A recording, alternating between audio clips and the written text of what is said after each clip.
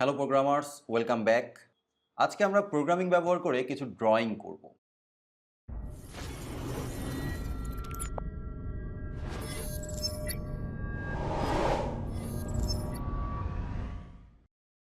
আমরা পিরামিড বানাবো, half pyramid বানাবো, ফুল পিরামিড বানাবো। আসলে পিরামিড বললে ব্যাপারটা বুঝতে একটু কষ্ট হবে, যদিও এটার নাম পিরামিডই। তারপরেও আমরা এটাকে বলছি হাফ পিরামিড এবং এটাকে বলছি ফুল পিরামিড। তো হাফ পিরামিডটা দেখতে অনেকটা সমকোণী ত্রিভুজের মতো এবং ফুল পিরামিডটা দেখতে সমবাহু ত্রিভুজের মতো।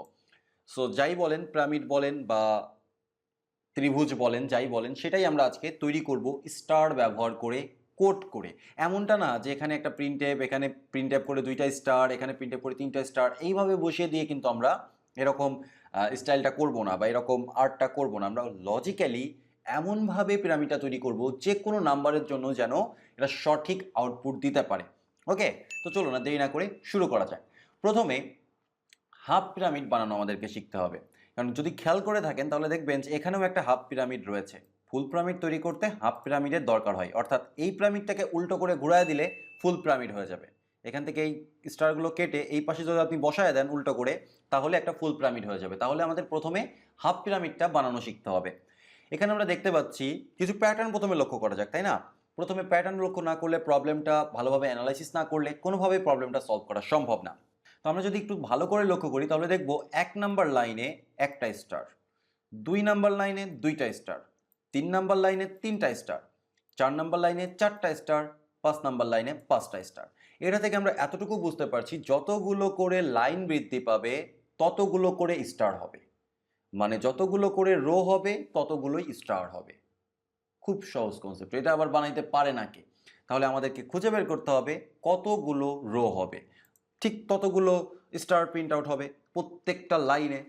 ওকে, তো আমরা যেটা করতে পারি, প্রথমে কিছু ভ্যারিয়েবল নিয়ে নিই, ইন্ট আই, জে এবং রোজ।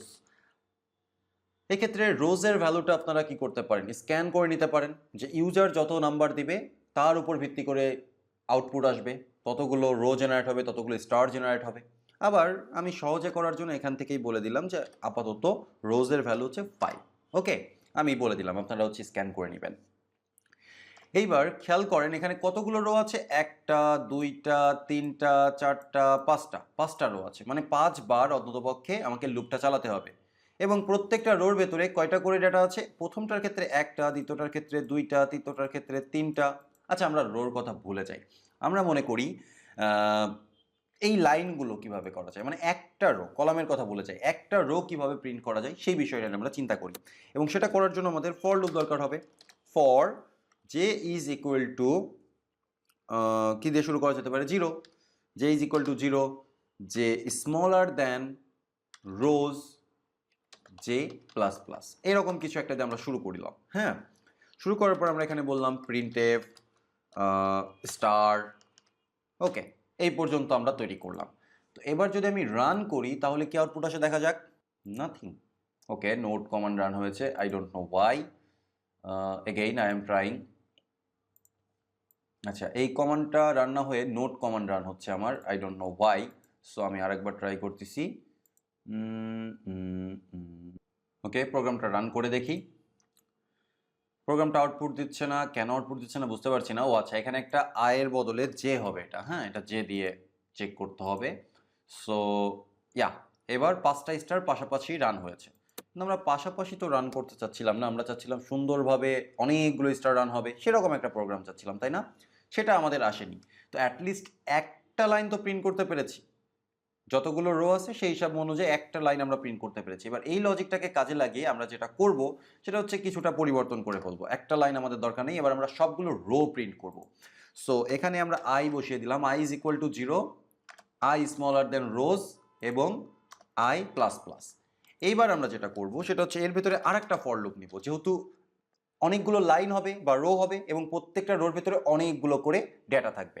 সো আমরা in that case J is equal to 0 বলতে পারি, জে স্মলার দ্যান রোজ বলতে পারি, জে প্লাস প্লাস বলতে পারি।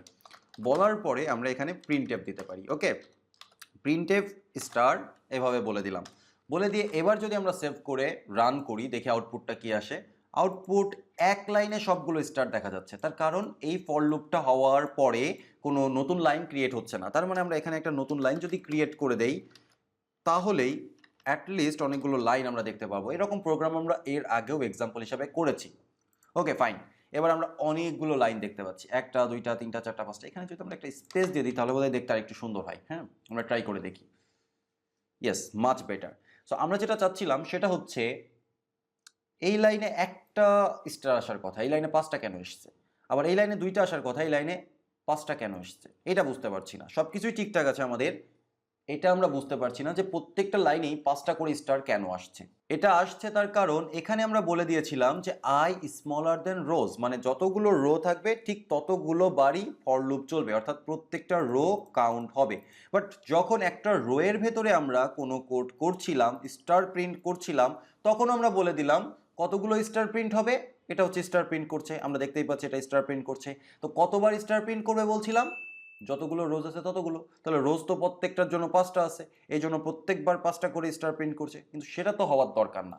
হওয়ার কথা হচ্ছে আমার যত নাম্বার লাইন ততগুলো স্টার প্রিন্ট হবে। আমার লাইন নাম্বার কত? 1। তাহলে কয়টা স্টার প্রিন্ট আউট হবে? 1। লাইন নাম্বার 2 স্টার প্রিন্ট হবে 2। লাইন নাম্বার 3 স্টার প্রিন্ট হবে 3। কিন্তু লাইন নাম্বারটা কন্ট্রোল করছে কে? মানে রো নাম্বারটা কন্ট্রোল করছে কে? রো কাউন্টিংটা কন্ট্রোল করছে কে? আই। তার মানে যে স্মলার ইকুয়াল রোজ হবে না, যে স্মলার ইকুয়াল আই হবে।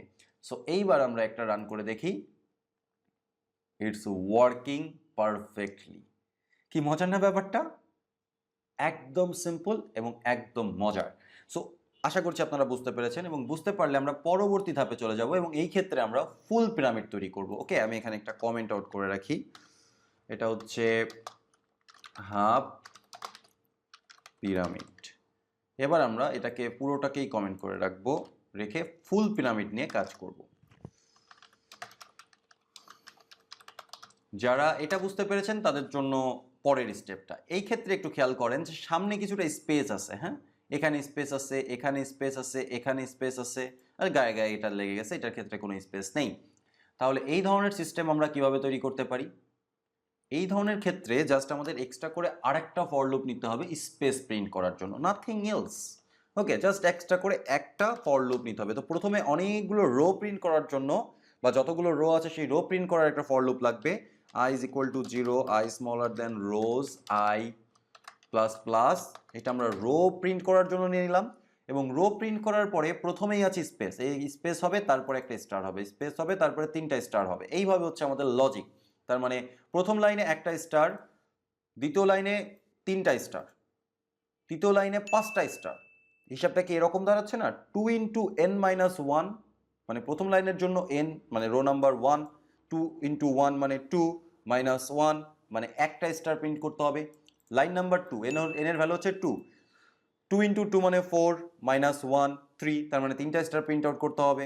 তার মানে আমাদের হিসাবটা দাঁড়ালো 2n-1। আবার 3 নাম্বার লাইনের ক্ষেত্রে n এর ভ্যালু হচ্ছে 3, 3 ইন্টু 2 মানে 6, মাইনাস 1 5, 5টা স্টার প্রিন্ট আউট করতে হবে। তো আশা করছি আপনারা ব্যাপারটা ধরতে পেরেছেন। তো এবার এই ফর লুপের ভেতরে আমরা আরেকটা ফর লুপ নিয়ে নিই। For j is equal to 0, actually j is equal to 0 না, এই ক্ষেত্রে j এর ভ্যালুটা হবে হচ্ছে i প্লাস 1। i এর ভ্যালু যতটা হবে i এর সাথে 1 যুক্ত হবে, কারণ আমরা একটা করে স্পেস চাচ্ছি বেশি। i plus 1, sorry, j smaller than রোজ।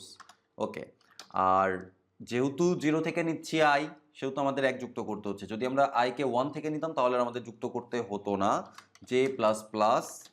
এবার আমরা জাস্ট প্রিন্ট করব একটা স্পেস, নাথিং এলস। আর কিচ্ছু আমাদের প্রিন্ট করার দরকার নেই। এ শুধু এই ফর লুপটা কতগুলো স্পেস প্রিন্ট আউট করা দরকার সে ক্যালকুলেট করে স্পেসটা প্রিন্ট আউট করবে। এবার আমাদের স্টার প্রিন্ট করার পালা। আর স্টার প্রিন্ট করার সূত্র তো একটু আগে আমি বললাম। তাহলে j is equal to 0, j smaller than 2 into i। যেহেতু এই ক্ষেত্রে আমাদের রো কন্ট্রোল করছে i, তাই আমাদেরকে i এর ভ্যালুটা দিতে হবে। যদি রো কন্ট্রোল করতো n, তাহলে আমাকে n এর ভ্যালুটা দিতে হতো, j প্লাস প্লাস। ওকে, সো এই হচ্ছে আমাদের লজিক। এবার আমরা প্রিন্ট করব print F star. And finally সমস্ত ফর লুপের কাজ শেষ হয়ে গেলে, দুইটা ফর লুপের কাজ শেষ হয়ে গেলে আর একটা নতুন লাইন ক্রিয়েট করার জন্য প্রিন্টএফ বসিয়ে দিলাম, দিয়ে এবার আমি রান করি। Yes, it is working, it is working perfectly. So আমরা দুই ধরনের পিরামিড তৈরি করলাম, একটা হচ্ছে হাফ পিরামিড আর একটা হচ্ছে ফুল পিরামিড। আপনাদের দায়িত্ব থাকবে উল্টো করে পিরামিডটা তৈরি করার। আপনি হয়তো ভাবছেন যে এটা অনেকগুলো লাইন হলে আর কাজ করবে না, সো আমার রোজ নাম্বার যাই হোক, ইট ডাজন্ট ম্যাটার। আমি দুইটা পিরামিডকেই ওপেন করে দিচ্ছি। এইটা প্রিন্ট হওয়ার পরেই যেহেতু এটা হবে, তো আয়ের ভ্যালু যাই হোক কোনো সমস্যা নেই। ওকে, সো প্রিন্টএফ \n আমি দুইটা নতুন লাইনও দিলাম যেন নিচে নিচে আসে এবং রান করি। খেয়াল করেন এখানে আমার হাফ পিরামিড এবং এখানে আমার ফুল পিরামিড। সো আমি যতই রোজ নাম্বার যত চেঞ্জ করে দিব, যত বড় দিব বা যত ছোট দিব, তার জন্যই আমার পিরামিড জেনারেট হবে। এবং আপনারা ইচ্ছা করলে এই রোজ নাম্বারটা বা ভ্যারিয়েবলটা স্ক্যান করে ইউজারের কাছ থেকে নিতে পারেন, কোনো সমস্যা নেই। মূল কথা হচ্ছে আমরা প্রিন্টএফ করে এই স্টারগুলো প্রিন্ট করিনি, আমরা লজিক ব্যবহার করে ডাইনামিক ওয়েতে স্টারগুলো প্রিন্ট করেছি, যার ফলে যে নাম্বারই আসুক না কেন কিচ্ছু যায় আসে না, সেই নাম্বারের জন্যই স্টার জেনারেট হবে, এই শেপটা জেনারেট হবে। দেখা হচ্ছে পরবর্তী লেকচারে নতুন আরেকটা মজার ভিডিও নিয়ে।